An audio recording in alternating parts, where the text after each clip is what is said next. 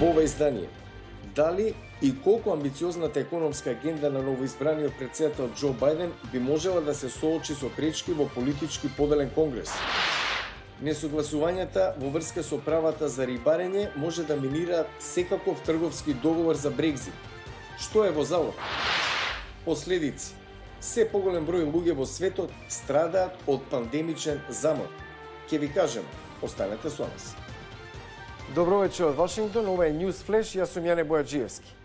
Џо Бајден, новоизбраниот претседател, може да се соочи со заслабена економија, најмногу поради пандемијата со коронавирусот. Дали неговата амбициозна агенда ќе најде на препреки во политички поделен конгрес? Американските берзи пораснаа по проекцијата за победа на Џо Бајден на изборите. Финансиските аналитичари велат дека инвеститорите ќе бидат спокојни ако републиканците го задржат нивното мнозинство во Сенатот. Берзите сакаат поделена влада. Зошто? Затоа што работите се предвидливи, многу работи не може да се променат кога владата е поделена. Економското заздравување на Америка е тесно поврзано со напредокот во справување со пандемијата. И додека бројот на заразени со COVID-19 се зголемува, се појавуваат и надежни резултати за развој на вакцините. Економистите велат дека враќањето во економски услови како пред пандемијата ќе биде предизвик за администрацијата на Бајден. Се уште се наоѓаме во длабока економска дупка. Се уште треба да обновиме 10 милиони работни места за да бидеме таму каде што бевме во февруари. Мислам дека повеќето очекувања се дека тоа нема да се случи до 2022. За време на кампањата Бајден предложи зголемување на даноците за корпорациите и богатите, со цел да се финансираат иницијативи во здравството, образованието и инфраструктурата. Републиканската опозиција не поддржува зголемување на даноци по секоја цена. Тоа не е најдоброто нешто за економијата, но верувам дека ќе биде добро за плановите за инфраструктура што ќе ги врати луѓето на работа. Под администрацијата на Бајден САД се очекува да се вратат во Парискиот климатски договор.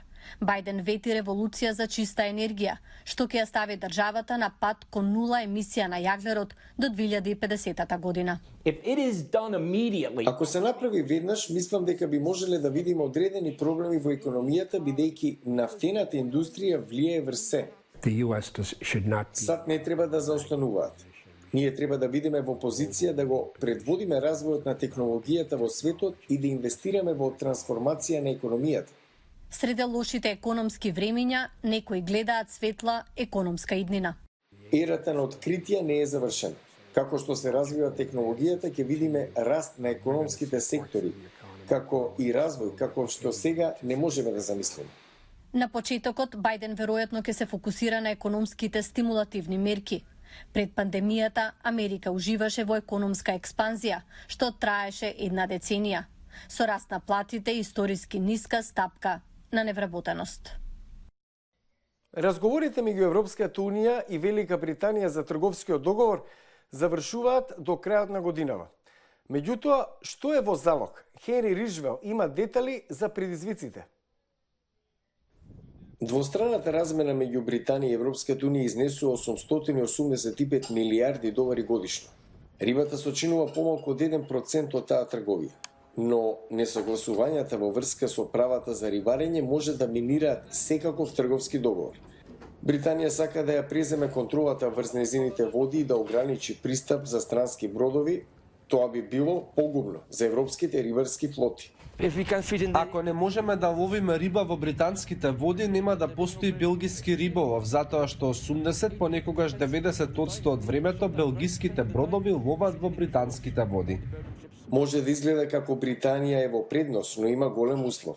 Поголемиот дел од рибата уловена во британските води се извезува во Европа. И Европската Унија може да стави данок на тој увоз, што силно ќе ги погоди британските риболовци. Трговскиот договор е закочен поради риболовниот спор. Но несогласување има и во делот за помош на државите и за системот на владење, што ќе врши надзор на секој трговски договор. Со крајот на периодот на транзиција за 6 недели разговорите се во одлучувачка фаза. Иако рокот е до крајот на годината, 31 декември, кога завршува периодот на транзиција, потребно е време и за ратификација на каков било договор. Двете страни велат дека е потребен брз договор. Дури ако се постигне договор, Британија ќе го напушти единствениот пазар на Европската Унија и единствената царинска унија.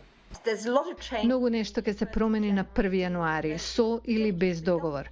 Опасноста за британската влада е дали премиерот ќе донесе дома постигнат договор и ако каже дека тоа е добар договор, ќе мора да ги сноси сите пореметувања што може да уследат. Во меѓувреме, британскиот премиер Борис Џонсон се соочува со внатрешна политичка криза кога двајца политички сојузници поднесоа оставки. Џонсон се наоѓа и во самоизолација по средбата со пратеник кој подоцна бил позитивен на коронавирус. ЕУ исто така има проблеми на домашната агенда. Унгарија и Полска ставија вето на договорот за годишниот буџет на Европската Унија и на фондот за опоравување од COVID-19 од 888 милиарди долари. Аналитичарите велат дека има опасност договорот за Брекзит да не добие приоритет за сметка на прашање со поголема ургентност. За крај News Flash, привршува годината во време на коронавирус, која погоди повеќе од 47 милиони луѓе ширум светот. Меѓутоа, жителите во светот се соочуваат со така наречен пандемичен замор.